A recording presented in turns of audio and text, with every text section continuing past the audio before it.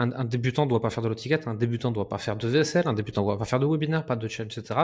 Le débutant, il prend son petit téléphone, il va parler à des humains et il essaye de voir si ce qu'il a raconté, ça intéresse des gens à la main. La vidéo que vous apprêtez de voir, c'est l'extrait d'une conversation qui a eu lieu entre Jérémy Coleman, Ludovic Bucker et Olivier Clovis, qui sont tous les trois des marketeurs aguerris depuis des années sur le marché. Dans cette vidéo, vous allez découvrir toutes les stratégies marketing qui existent en 2025 et qui existeront en 2026.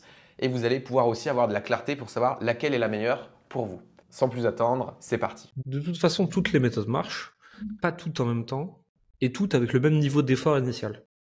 Ouais. Tu pars de zéro, tu veux craquer le code de la VSL, ça te prendra X temps pour arriver à X résultats. Mais tu aurais très bien pu prendre le chemin du low ticket funnel qu'Olivier transmet, ou n'importe quel autre système, webinaire, challenge, ce que tu veux. Hein. De toute façon, tout marche. Tout est plus ou moins difficile selon tes qualités initiales, ce que tu aimes faire et le marché sur lequel tu te positionnes. Et tu peux arriver loin avec tout. La question, c'est choisis-en un, reste focus dessus, vas-y à fond. Ce ne sont que des systèmes de conversion. Ils marchent tous. Hein. Et justement, ils marchent tous, pas pour tout le monde. Justement, avec le bon positionnement, la bonne offre, le bon message. Derrière, après, il y a juste à trouver qu'est-ce qui nous anime. Tu vois, tu prends les trucs de challenge à la mode. Bon, moi, tu me mets ça. J'ai essayé. Hein. J'ai tout planifié, j'ai tout annulé à la dernière minute. Je me suis dit, putain, en fait, qu'est-ce que je fous là? C'était l'an dernier, c'était pas cette année. Mais j'ai dit, une semaine avant, j'ai dit, on arrête. Je me vois pas animer un groupe là, faire le guignol là pendant 5 jours.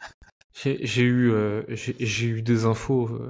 J'ai pas le nom, tu vois, mais quelqu'un qui bosse avec beaucoup de gens qui font des challenges, qui m'a dit le dernier challenge d'un de mes clients, il m'a envoyé un message, et il m'a dit rappelle-moi que je déteste faire ces trucs-là, et la prochaine fois que je te dis viens, on en fait un, renvoie-moi cette note vocale. Ouais, mais ça se comprend, hein. Ça se comprend.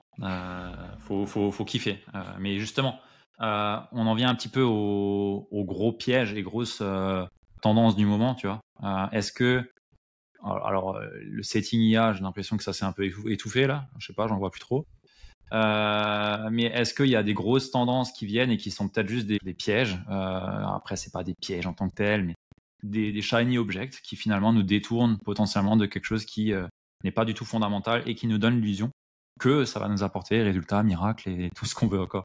J'ai tendance à dire justement que derrière des tendances, il y a des opportunités. Donc il faut savoir les saisir. Après, il faut pas non plus tout remettre en jeu sur une tendance. Et si ton business... Après, je pense que ça dépend des personnes. C'est-à-dire que t'as des personnes qui sont bonnes à surfer sur les tendances et t'en as d'autres qui restent sur des fondamentaux et qui sont bonnes à avoir des focus. Et justement, un des fondamentaux quand tu lances ta personal brand, enfin, quel que soit ce que tu fais, de toute façon, c'est de te connaître quelles sont tes forces, tes faiblesses. Et notamment, même sur le modèle d'acquisition, on disait, voilà, tous les modèles marchent. Bah, ça dépend de tes forces, tes faiblesses. Et je pense que c'est bien de les identifier. Par exemple, si tu détestes le live, on va pas faire du webinaire, ça marchera pas pour toi, quoi. Donc c'est ça, et c'est pareil pour les tendances. En fait, c'est quelqu'un qui a besoin de lancer des nouveaux projets tout le temps et tout. Peut-être que lui sera bon à surfer sur des tendances. Après, est-ce qu'il aura un business stable? Ça, c'est autre chose, tu vois.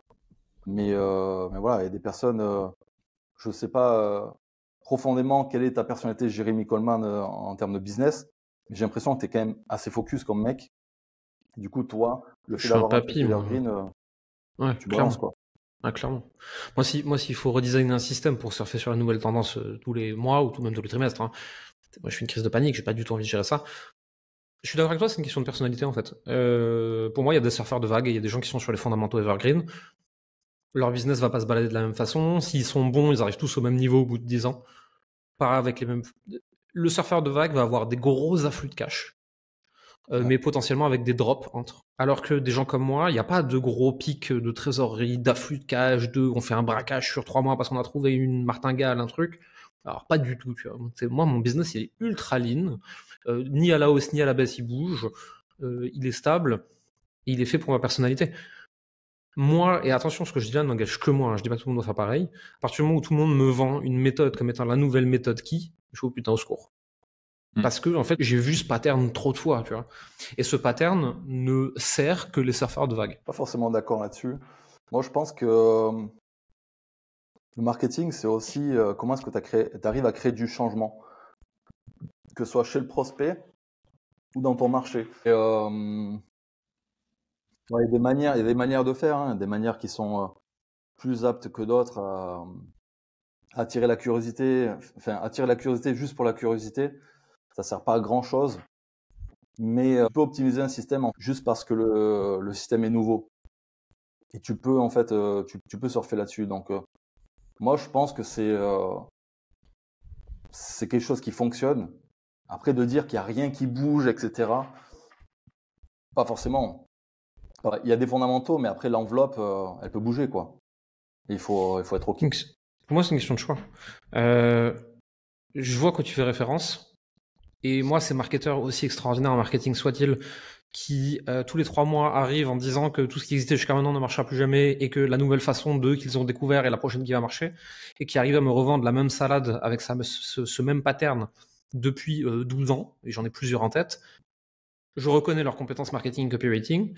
Je trouve que ce qu'ils font est très distrayant. Je suis profondément en désaccord avec ça, en fait. Et de la même façon, tu vois, on me voit souvent, moi, faire papy grincheux en mode les low tickets, c'est nul, les challenges, c'est nul. Parce que je joue le jeu des réseaux sociaux. Dès que tu parles un peu avec moi en off, en fait, je suis pas du tout dogmatique. C'est juste que, qui est-ce qu'on a en face de nous, tu vois. Je regardais ce matin une vidéo de Ryan Klog. Bon, il fait 3 millions par mois. On parle pas de la même chose, ok?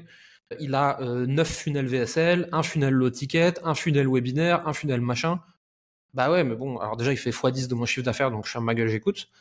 Et en plus de ça, il a les équipes et le volume pour se permettre ce niveau de défocus. Moi, aujourd'hui, j'ai un funnel et demi.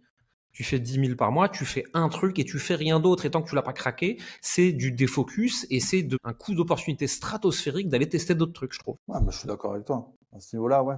Mais ce que je veux dire, c'est que de lancer un système, par exemple, on parle de la VSL ou du webinaire, il y a des tendances en fait sur lesquelles le webinaire ça marchait super bien parce que c'était nouveau. La VSL aussi. Avant, il y avait Il n'y a pas de tendance. Comment? Pour moi, il n'y a pas de tendance sur la VSL. Quand est-ce que ça a apparu la VSL? Il y a téléachat.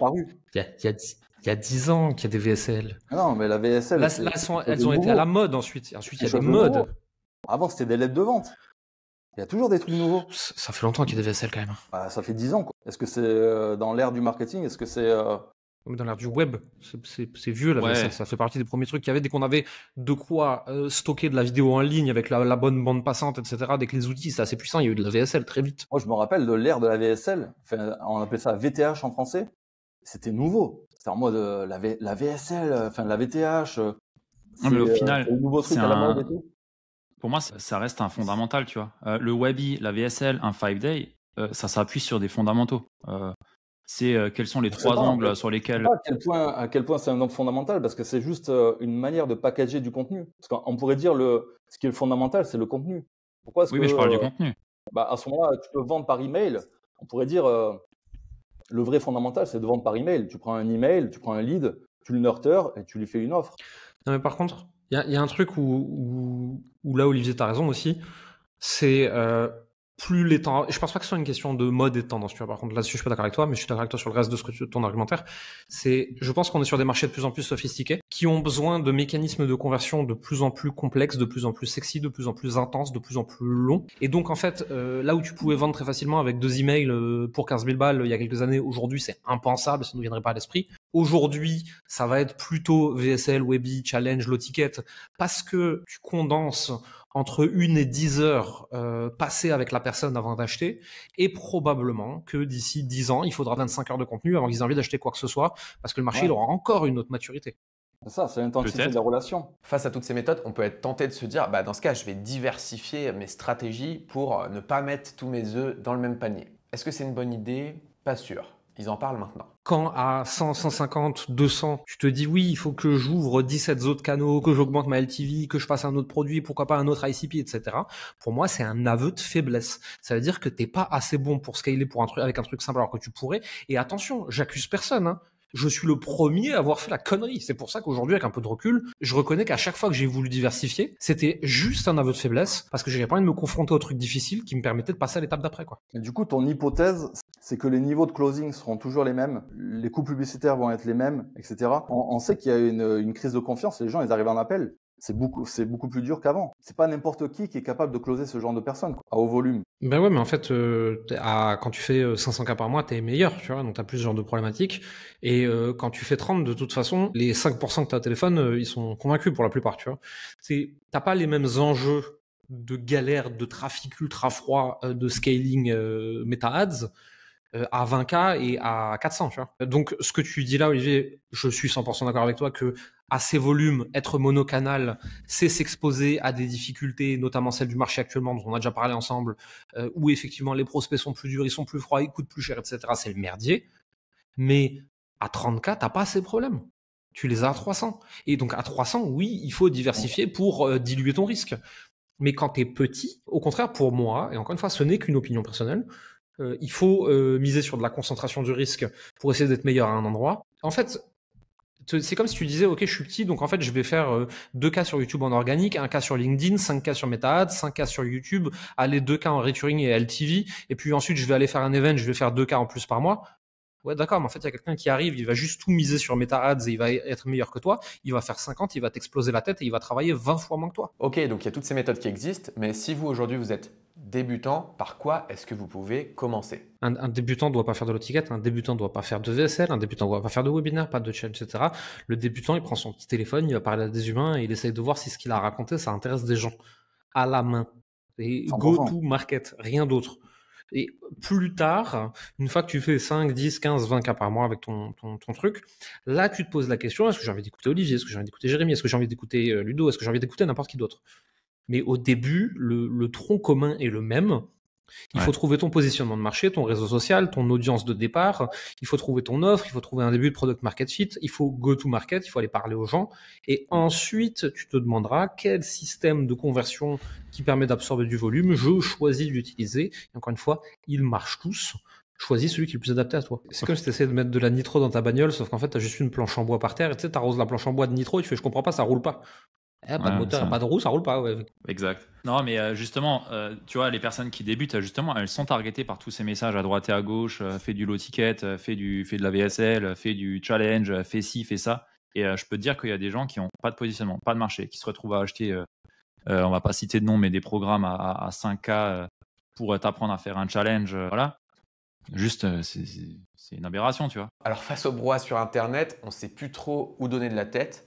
Voilà les critères pour démêler le vrai du faux. C'est quoi les triggers, red flags que vous observez facilement, vous parce que vous avez l'habitude, on a l'habitude de voir ce genre de trucs-là, qui vous indiquent attention, c'est de la merde, faut pas y aller. Quand ça promet un truc qui est pas possible, quand ça promet que c'est pour tout le monde, en fait, quand ça ne demande aucun contexte pour justifier la promesse. Si tu dis ce truc marche pour faire tout ça pour tous, c'est obligatoirement faux.